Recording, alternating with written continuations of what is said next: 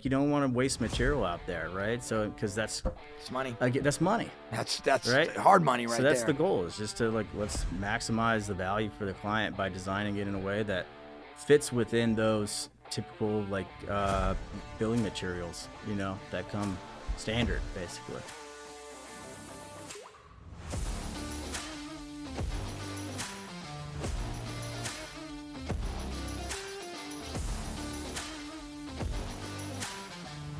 Welcome back to the Cash Flow Podcast. I'm your host, Jason Yoss. We're here talking about turning properties into profits. My guest today, Will Johnson. Will, how you doing? Good, man. How are you? I'm doing great, Thanks brother. for having me. Yeah, man. Thanks for coming on. Yeah. So I really appreciate when we talk about real estate investment, when we talk about real estate in general and properties, the different perspectives. And today, you get to bring the best because you're an architect. It's the fun part. Yeah.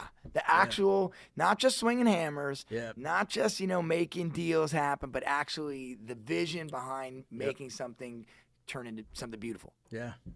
Yeah. I love it. All right, well, let's dive in. WSJ Design, that's your company? Yep. Talk to me a little bit about how you got on this road. Where'd you go to school and how'd you get into it? I grew up in Colorado, went to University of Colorado Boulder for architecture. And then I cut my teeth under working with some production home builders, designs, like that kind of stuff. And then moved out to Del Mar about 7 years ago and never looked back, really. Never. Once you got out here, like, I'm good. Yeah, When yeah. you say production home builders, are we talking about like the KB Homes, Shea Homes, Richmond Homes, KB Homes, Love it. you name it. So that's where I learned everything about efficiency building, efficiency building, but still making it look good. Absolutely. adding lipstick to the so putting the makeup on. But that's where I cut my teeth, and then I moved out to Del Mar. And worked under Bill Heyer, which we were doing some really, really high-end custom homes. Yeah. So that was fun. Yeah. What was what's the biggest takeaway when you moved from a production design to like a custom home? Like, what was the biggest takeaway? What do you mean biggest takeaway? Like, it's obviously different, right? Yeah. What was the biggest change, and was that challenging for you? Or I were you mean, excited, like, duh, finally, not a box? Yeah. Well, I mean, like with production homes, there's a lot of efficiencies that you focus on with, like what we were talking before, with, the maximum spans of things before you get to steel, right? So like understanding those boundaries, and then when it comes to custom, it's a whole different ball game. But you still want to, what we were talking about before is you want to use that production home experience first. As like a baseline, and then you kind of riff off it and start to expand things. And where do you want to focus on? Where do you want to put the steel to maximize the space for the client, and but also still respect their budget too, right? So customs, whole different world. There's a lot more hand holding, and sometimes you're like a marriage counselor, for some of that stuff. So I love that. But yeah, I mean, it's great. It's just a different ball game. Yeah. How did you choose your niche eventually? Like, I mean, you could graduate from architecture school. You could have done anything all the way to now you're here in Del Mar. How did you choose that niche? How did I choose that niche? Well, I mean, I've been an artist my whole life, and so how I got into architecture is, I came across Frank Lloyd Wright's drawings, and I told myself, like, I can do that, right? And so I saw an opportunity to, use my innate skills as an artist first to become, a residential design architect, all that kind of stuff. So that's how I kind of like evolved into the profession. And then single family homes, there's a lot of like repetition. So how I look at it is I want to do a large breadth of work rather than just like one project, Got it. I want to be like the Picasso of architects, you know what I mean? That's awesome. Yeah. So do you think that as you move in this space, talk to me about mentorship. I mean, you just drop in Frank Lloyd Wright, obviously like an amazing residential home designer, but talk about mentorship in your own business and, how that's affected you moving forward. Yeah. So, I mean, I started my business 2020 when COVID hit. Wonderful time. Great time to start a business. Yeah, right. We were talking about that And at that same time, ADUs start to, hit the scene too. Right. But a big mentor of mine was when I was working with Bill Heyer. His name was Alex Lopez, and he did some really, really great out of the box stuff. Design build back in the day in Newport Beach. He was designing for celebrities, all kinds of stuff. Really cool. He has all the pictures that he shows me all the time. Yeah, I joke around. My wife jokes around with him, and she's like, "Yeah, he doesn't know Brad Pitt." And then he pulls out a picture. Yeah, I actually designed his house. So he's still a friend to this day. And actually, I just called him up for some advice on a project that I'm doing out in San Diego. So I mean, he's been a crucial. Having a mentor, just by the way, is just. It's I think it's crucial for, especially if you're going to start a business. You need someone in your corner. Right. 100% of the time, you need someone in your corner. Yeah. You need someone who, like you said, pick up the phone and have a sounding board to say, like, hey, this is what I'm seeing. What do you see? Right. Yep. Exactly. And stuff that. And you can share in the pain of the growing too, because it's like we were saying, experience is pain.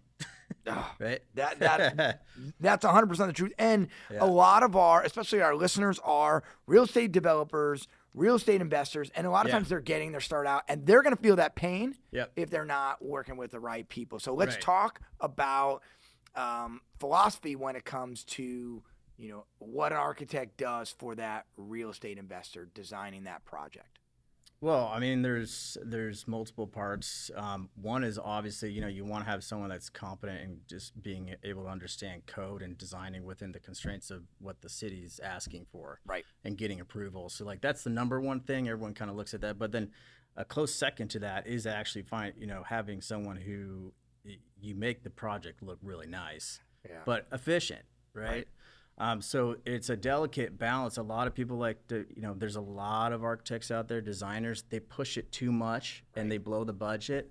And so that's a thing that people joke about is like architects don't know how to build. But like from my background, you have to understand the building part first in order to really, maximize the value for your clients. So how do you stay efficient then? Like, what do you have a motto or an outline that you use to be able to say, like, look, this is how we're going to stay efficient when we start your building design?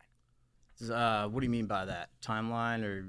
Well, like if I want to design a room, like I don't know how many feet I need or whatever. I just have this, hey, man, I want the TV over there and I want it to be a big floor plan. Like that's what I'm thinking. Well, make me something. Like what kind of basic steps you use to keep it inside and efficiency? Yeah, well, I mean, there's basic dimension, or there's minimum dimensions for things like 3-foot hallways is your minimum code compliant hallways, and if you want to have a powder bath, do a 5x5, and you'll get away. You don't need to have a 6x6, or because then you're wasting a foot when you don't need. So using those as the building blocks, and then.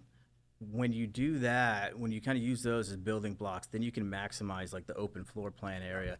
And then also really thinking about, I saw an ADU design. I picked it up from, a client came to me and said, hey, I don't like this design. And the design had an oversized laundry room in a 650 square foot unit. And it's like, well, why are you doing? Let's just do like a stacked laundry, right, with a door and call it good, and use that extra space, put it in an open floor plan, kitchen, dining, living, right. So it's like allocating prioritizing the spaces, the living spaces, basically. Absolutely. Rather than what I love how you said, like, knowing your mins and your maxes and then how to prioritize. Like, okay, well, we're going to do a little more on the kitchen or the entryway, and we're going to make your powder room less of a focal point. Right. Or I think you gave me the example of like, hey, like, I'm not going to wrap your whole home in stone because I don't care about the side of your house that abuts 5 feet from your neighbor's wall. Like, doesn't make any sense. Why spend money on that side? No one's going to see it. So that's another value add that, if you're working with somebody, they need to know that, and that's gonna translate to your bottom line too. Yeah. The being efficient is not just making cookie cutter, right? No, absolutely not. So when you talk to me about knowing when to color outside the lines, what is your typical go-to I think we had talked before about steel beams. Okay, if I came to you and said like, hey, I want to do a 22-foot, wide open floor plan, and you're gonna look at me and say, look, man, you can go to basic wood, save you some money at 20. Yeah. Or let me go like 25 if we're going to use a steel Right, beam. yeah, right. And I don't need to do the whole home, man. Yeah. I could just do here. There's no point to go to 21 and then you have to use a steel beam for an extra foot. 1 foot. So that's back to the whole, using those foundational dimensions and all that, those building blocks to understand that. Do a lot of people not understand that, like the 2-foot grid square? Talk to us about that. A lot of people don't understand that whole concept. Yeah, I mean, so if you look at, you can tell if a floor plan is going to have, or when you basically you'll look at the dimensions. You always want to look for even outside dimensions of anything, any design really. So, and that's based on the fact is like the standard building materials are, like plywood, 4 feet. 4 feet by 8 feet, right? And so you don't want to go out there and have a weird dimension and the guy's cutting the plywood into thirds, right? Getting rid of material. Yeah, so you get a lot more waste, and that's where the good design or just the informed design. I was thinking about, I'm going to coin it design IQ, right? And it's design IQ. Yeah. Okay, what is design? What is Will Johnson's design IQ? Well, philosophy? yeah, I mean, you're thinking about the building materials and how those, like you don't want to waste material out there, right? So because that's money. That's money. That's right? hard money right there. So that's the goal, is just to let's maximize the value for the client by designing it in a way that fits within those typical building materials, that come standard basically. Does that make sense? It makes a huge amount, especially a lot of us are all looking at our bottom line and we're all trying to cut costs somewhere. If you get the wrong architect, not only may they not know how to go to the process point, but if they don't have the right design IQ, right, coined by Will Johnson, then they're not going to be able to, save you that money and still give you a good design. Right. Last thing, and we talked about a little bit about, look, I did my house and it looks like an apartment flip. Okay, I have no design. So talk to me about really the aesthetic part that you bring to the table as an architect that usually gets put to the bottom. Yeah. Well, the aesthetic part, I mean, back to the, focusing the materials of where it matters most is one idea there. And then, I mean, it's really, that's where the art comes in, where there's balance and harmony, and, you don't have, it comes down to shapes. You don't want too many repetitive shapes. You want things that complement one another. And that's just only an artist can really understand that. And I think you just really you either have it or you don't. Right.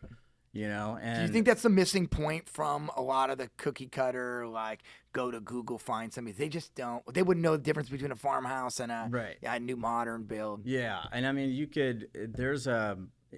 as a designer too, you really need to have an understanding of the history of architecture too, right? So, what architectural features really make up a craftsman? Do you really know? Right. Is it the corbels or is it the widened columns, right? Or Torrey Pines is a great example of actually nailing it, right? And you're that is craftsman, big heavy wood, they get it, right? And so so when you're looking at stuff, most of the stuff is watered down. It doesn't really hit you that is actually a craftsman. Right. That's a beautiful craftsman. We talked about this. People are getting away with it a little bit right now. They're building the box. Look, a lot of our people out there are doing infill projects, doing an ADU, and they're building a box, 4 walls. Yeah. And okay, right now market's still kind of hot, rental market, Right. But there's a point where they're not going to be the home or the unit that's chosen. Right. They're just not bringing enough to the table. Yep. So as an experienced architect, when you sit down with either somebody doing an ADU or somebody doing an infill apartment project, when does that conversation come up? When does that conversation come up? Say that again. So when we're, and I'm not trying to complicate it, but when somebody comes to you, are they normally saying, hey, just build me 4 walls and a couple units. I need a 2-bedroom, 2-bath, or I need 400 square feet. What are they usually coming to you? And when do you bring them into, hey, we need to think aesthetics? I need to give you a cool little outside patio. We need to do this without breaking the budget. So, okay, so I'll use ADUs as an example because that's a big topic right now that everyone loves. When I first started designing these things, the first thing that came to my mind was why you don't want to build this modern crazy design if you have a beautiful craftsman home right next door. So what you want to do is match all of those beautiful details, right? And so it blends in. So it's now looks like an estate, right? Right. And it looks like the idea should be that you design something that it looked like it was built all at once. Right. And that was the idea with these ADUs. And I actually have an appraiser that I reached out to, built a relationship with, and I've bounced off these ideas with him and said, hey, am I on the right path? And he's like, absolutely. So that's where, my approach with all of this stuff, it's really, it's not subjective. It's totally objective with this stuff and how it translates to the bottom line. And you use your resources to bounce those ideas off. Well, let's talk about that kind of example. Let's talk about a deal that I think you might be currently working on that shows how you're able to bring this together for a client. So I know a lot of people out there are like, well, okay, how does this translate? So let's walk through one. Yeah. Okay. So what we were talking about, that custom home. Okay. I'm working with a client, and they're about 35 years old. One's a retired Navy helicopter pilot. The other, I think she's an accountant, but probably making roughly $250,000 a year. Make a decent amount of money, right? And they've had this property, and they've decided to build this custom home. But City of San Diego? City of San Diego. Okay, talk to me about the place. So they bought the property. They bought the property. Is it a big home already? No, it's just an 800 square foot little shack on there. Basically a tear down. It's basically a tear down. So easy tear down on a canyon. You got canyon views, which would be great. But like the biggest thing for them is, well, how can we really build this and actually like offset the costs using these rules like the ADU? Like let's leverage these loopholes that the state of California has given us, right? They want to build this beautiful custom home, and then they're like looking at the price tag and they're thinking, okay, how are we going to afford this? How do we do it? Yeah. Builder comes to you and says, hey, how are we gonna solve so this? The idea was to integrate 3 rental units into the custom home at the front of the property. So that was the idea. That's going to offset their mortgage or most of it. And then we are also working with Agoras, which Agoras is a pre-manufactured company in El Cajon, I believe. Started by 2 Navy SEALs, backed by Toyota. And we've been working with them closely on the building or designing the house to be panelized. Perfect. So what they do is they build it out in the warehouse, all the panels, and they just ship it on site. So once we pour the concrete, then framing goes up in like a week or 2 weeks or something like that versus months. Wow. Yeah. Wow. Yeah. What a way to tackle. Now, is there a big difference that you're building, prefab or pre-planned, or is it just they're doing it in one place versus another? You're just working with them. You're working with the structural engineer to make sure that it's obviously working from the engineering standpoint. And then that's pretty much it. So there's a little more hand holding, but to get back to the point is it was all to expedite the construction process, get into the house quicker, and then you're also going to save money that way too. Nice. You get a lot less labor, right? Absolutely. You're not really throwing, you're not pounding nails out there, right? And I think you said canyon. So was there even more challenges there? Or? Mm-hmm. Yeah. So we're on a canyon. We wanted to push out as far as possible. The properties on the side, they're older, and in California you have all these shacks people are building. You don't even know if they're permitted, right? And so that was the trick with this, is really to how can we get like the maximum view angle for you, from your living room or whatnot. So we did push out a little bit into the canyon, but just enough to where we're not breaking the budget with retaining walls and all that. So that was like a delicate tiptoeing around that thing, and working with reliable consultants too. That's just that's a huge thing, having like a consistent team that you can go to. So like for me, I work with the same structural engineers on every project. I got 1 or 2 guys. I know their families. I know, I mean, like, right. So that's my philosophy, and it's worked out really, really well. But yeah, I mean, there's a lot of moving parts to it. What about time frame in there? Now I know you said they bought the property and they got a shack on there. I'm assuming they're renting it out while we're going through all these permit and processing plans. So what's time frame look like? we are nearing a year in permitting, and we're about done. Got it. Yeah. And when you break from time that it's shovel ready, breaking ground to the time you're done, what's the total time frame on some kind of a design like this? Well, I mean, this is a custom home, so it's it's not an ADU, but you want to shoot for under a year if you can. I think we're gonna get, I think we'll be surprised with how quickly Agoras will, help us with that timeline. Love it. But some of this, you never know what will happen to. So. Is that constant? Like there always is going to be something that comes up? Yeah, and that's just something you have to, let your clients be aware of too. Just inform them, because there's just things that come up. It's inevitable. Yeah. Final outcome.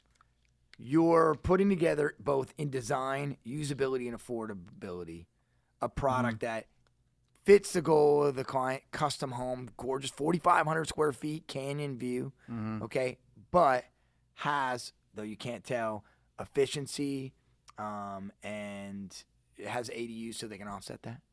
Yep. Are there any other specifics that have come up that you're like, hey, this was something that we did here that we hadn't done before that worked out great, or maybe we could have done better on? No, not really. I mean, it's all been good so far. Yeah. And, back to that idea, some of these production home builders, they call them next gen suites.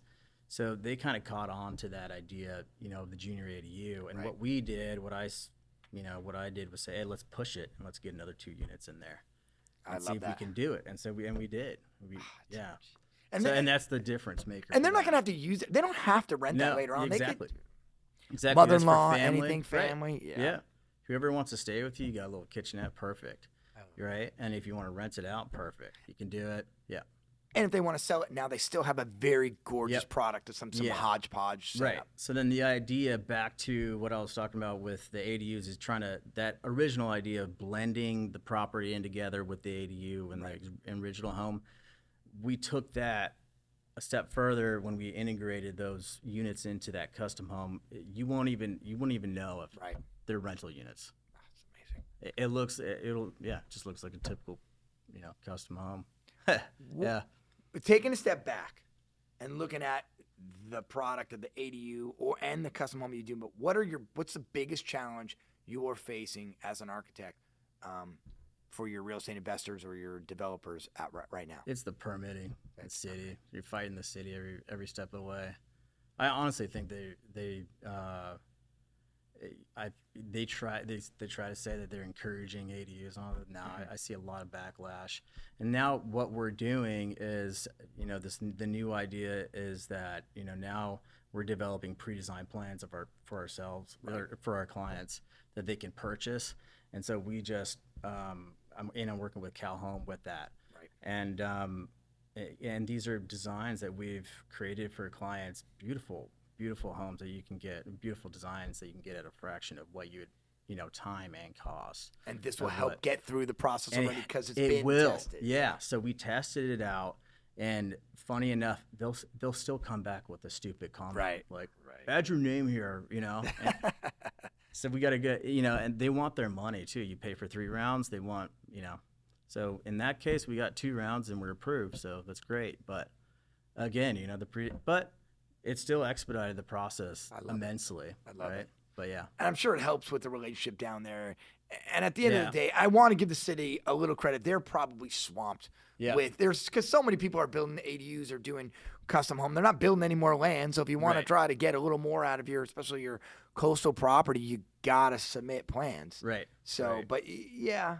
having a preset that they're like, yeah, I've seen this before. We can Yeah, work I mean, out. we even noted the project number and put a note on there and say, hey, refer to this project number. Approved. This Smart. plan's pre-approved already. That's smart. We shouldn't have any comments, and yeah, they still have. You still get a little. They still have. something. They need to feel like they are doing their job. I guess, you know. And I get it, and I totally get it. And don't get me started on the government because I'll get rolling. But as far, and that's great feedback. Now let's talk about our young architect and looking in to get into this space. Like, what advice are you giving them to be successful in the space? Oh, I mean, you know, the ADU coming from, you know, working with these production home builders, designing, understanding that process, you know, getting your hours under these architects, and then doing the custom home thing, being the project manager on some of these projects. You think you know what you're doing with that. You think you know a lot until you start doing your first projects and getting stuff, working with a real client, right. And pushing it through the city, and then obviously balancing the design and make sure they're happy. You really just. So what I would recommend is try to do like a small project, like an ADU. Right. Yeah, and push it and see what you can do with it. And yeah, get your first client and cut your teeth with those ADUs, because those ADUs are, I mean, they're treated like homes, you know. It's nothing different. I'm sure there's no shortage of problems too that come back from the city. Yeah, but the ADU too is you're dealing with really tight space constraints too, so it'll train you to restrain yourself from, you know, trying to over design, right? And you're dealing with like tight setbacks and, you know, height limits, all that kind of stuff. So if you can, that's what I would recommend. You just start doing those ADUs, or start, you know, designing those little small projects. And yeah, if you want to experience a lot of pain, just do the additions too. And I wouldn't do them. Pain is a great learning process, right? Yes, yeah. Again, really appreciate all your feedback. This is some of the best, you know, behind the curtain stuff that I've seen when we're talking about development and real estate investing, because we all have taken it from this standpoint, and here you're the one actually getting it to paper, getting it to look pretty, and getting it to fit in what the city or what the government wants. So, Will, thanks for joining us. Yeah, thanks for having me. Everybody else, thanks for tuning in to Cash Flow, the podcast where we talk about turning properties into profits. We'll see you next time. Thank you again.